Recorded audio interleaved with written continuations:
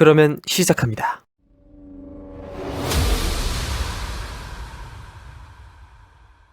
스코틀랜드 통합을 이끌어내며 그레이트 브리튼 왕국의 초대 군주로 등극한 앤 여왕. 그러나 그녀는 점차 삶의 끝자락에 다다르고 있었고, 정권을 잡은 토리당은 그녀의 죽음에 대비하여 특별한 계획을 추진하게 되는데요. 그들은 과연 어떤 생각을 하고 있는 것이며 여왕의 남은 생애 속에는 과연 어떤 이야기들이 더 남아있을까요? 떠나간 자녀들을 기리며 조국의 영광을 꿈꾸었던 여왕의 마지막 이야기이자 5대에 걸쳐 달려온 스튜어트 왕조에 남겨진 마지막 이야기, 지금 시작합니다.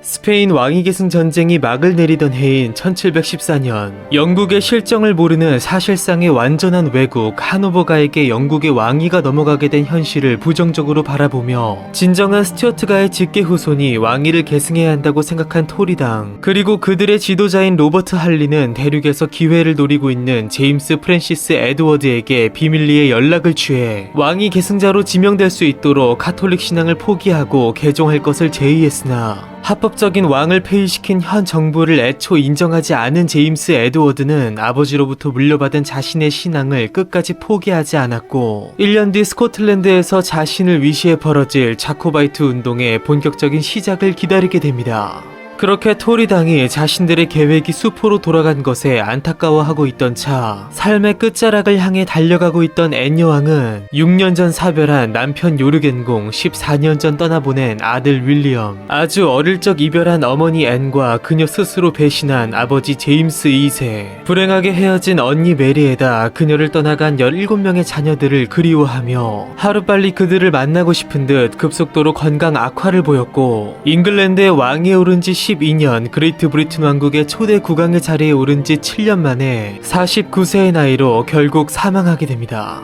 영국 스튜어트 왕조의 마지막 군주인 앤 여왕은 마지막 군주답게 마지막 가장 최초 혹은 유일의 흥미로운 업적들을 많이 남겼는데요. 첫 번째는 그녀의 치세에서 이룩된 최초의 업적이니, 1710년 영국에서는 출판권자들과 출판물의 보호를 위해 저자에게 배타적인 권리를 부여함과 동시에 저작권의 기간을 28년으로 한정하는 특별한 법이 통과되었으니, 이것이 바로 세계 최초의 저작권법인 앤 여왕법이었으며, 여기서 기원을 이룬 오늘날의 저작권법은 176년 뒤 국제문예협회 주도로 체결되어 근대적 의미의 저작권법으로 기록된 베른 협약을 통해 결코 그 짧지 않은 역사를 완성하게 됩니다. 두 번째는 그녀만이 남긴 유일한 업적이니, 20세기부터 각 유럽의 왕실에 남녀평등 상속법이 자리 잡기 전 인류 역사상 유일하게 확정 상속인 자격으로 왕위를 계승한 여왕이 바로 앤이었다는 것입니다. 세 번째, 앤이 가장이라는 이름으로 남긴 대목은 바로 그녀가 영국 역사상 가장 뚱뚱한 군주였다는 것인데, 많은 미화가 이루어진 초상화에서의 모습과 달리 그녀는 이미 젊은 시절부터 심각한 비만이었던 만큼 평생 건강이 좋지 않았고, 이것은 그녀가 선대왕들의 사망 당시 나이에 비해 비교적 어린 40대에 사망하게 되는 주요 원인으로 작용하게 됩니다. 그리고 네 번째는 바로 앤 여왕이 마지막으로 남긴 업적이니, 그것은 바로 그녀가 국왕의 거부권을 행사한 영국 역사상 마지막 군주였다는 것입니다. 1708년 잉글랜드와 스코틀랜드의 통합 당시 그레이트 브리튼 왕국에서는 두 나라가 하나가 된 만큼 스코틀랜드 민병대 해산 법안을 통과시켰는데, 여기서 프랑스가 스코틀랜드의 자주권 수호를 돕는다는 명분으로 잉글랜드를 침공하려는 움직임을 보이자 앤은 의회의 조언을 받아들여 해당 법안을 거부함으로써 프랑스의 침공 구실을 차단했으며, 이로 인해 스코틀랜드의 민병대 해산은 이후 100년이 한참 지나 빅토리아 여왕 때에 가서야 비로소 성사되게 됩니다. 한편 이러한 표면적 업적들과 별개로 앤은 그녀와 그다지 상관없어 보이는 한 인물과 관련해서도 매우 흥미로운 이야기를 남겼으니, 여왕의 사망 4년 전인 1710년 독일 하노버국의 선제후인 게오르크의 신임을 받으며 왕실 악장을 지내던 한 저명한 독일인 음악가는 휴가 때마다 그가 평소 흥미를 갖던 영국을 방문했는데, 런던에서 그의 오페라 리날도가 대성공을 거두면서 영국에서 인기 작곡가의 반열에 오른 그는 앤 여왕을 비롯 비롯한 영국 왕실에 큰 관심을 받게 되었는데요. 그는 바로 음악의 아버지라 불린 바흐와 더불어 음악의 어머니라 불릴 정도로 세계 음악사에 막대한 영향을 끼치게 되는 게오르그 프리드리히 핸델이었습니다. 자신을 향한 영국 왕실의 사랑에 보답하고자 했던 헨델은 여왕의 생일에 맞춰 앤 여왕의 탄생일을 위한 송가를 작곡해 바치기도 했고, 이에 감동한 여왕이 그에게 연금을 하사한 것은 물론 헨델로 하여금 그의 7월의 위트레이트 조약을 축하하는 장엄한 테데움과 유빌라테를 작곡해 세인트폴 대성당에서 연주하게 하였는데요. 그렇게 하노버보다 훨씬 더 큰 무대인 런던에서의 성공을 확신한 헨델은 조국에 돌아가지 않고 아예 영국에 정착해버리게 되었고, 이처럼 조국과 주군에 대한 배신을 감행한 그는 불과 1년 뒤 그를 신임한 앤 여왕이 사망하고, 그로서는 전혀 예상하지 못한 새로운 군주가 즉위하게 되었을 당시 그의 인생에 다시 없을 대위기를 맞이하게 됩니다.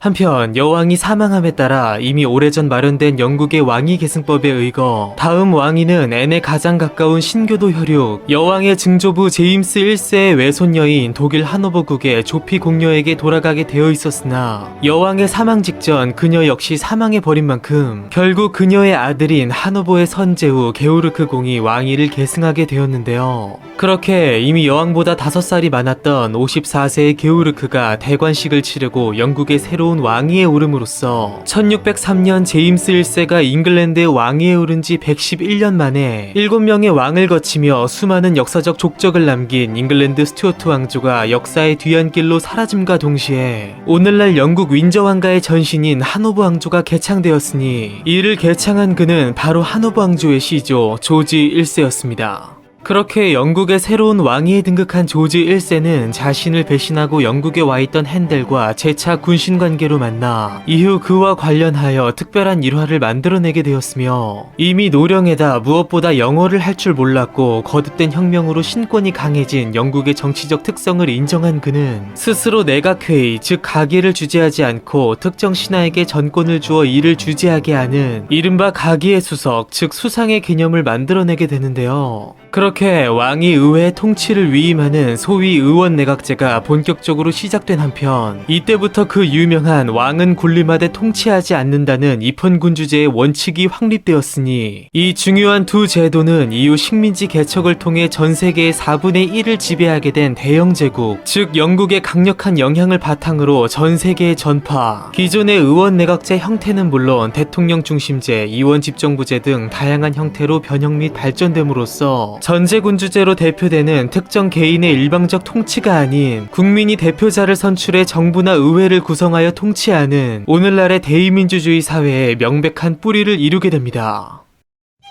제임스 2세의 차녀로 태어나 아버지에 대한 배신과 수차례의 유산을 딛고 끝내 영국의 왕위에 올라 떠나간 자녀들을 기리며 조국의 영광을 위해 살아간 스튜어트가의 마지막 군주의 이야기는 바로 여기에서 끝을 맺으며, 더불어 1603년 엘리자베스 1세의 죽음과 함께 비운의 여왕 메리 스튜어트의 아들 스코틀랜드의 왕 제임스 6세가 동시에 잉글랜드의 왕위에 오름으로써 시작된 영국 스튜어트 왕조의 100년간의 이야기. 왕조의 시조 제임스 1세, 내전으로 처형당한 찰스 1세, 혁명을 완수한 올리버 크로멜, 왕정복고를 이룬 찰스 2세, 폐위당한 제임스 2세, 명예혁명의 윌리엄 3세와 메리 2세, 그리고 그레이트 브리튼을 세운 앤 여왕까지 비극으로 점철된 수많은 역경 속 근세의 격동기를 정면으로 관통하며 영국과 유럽을 넘어 세계 역사에 거대한 영향을 미친 영국 스튜어트 왕조의 이야기는 바로 여기에서 끝을 맺으며 이제 곧 다시 새로운 이야기가 시작됩니다.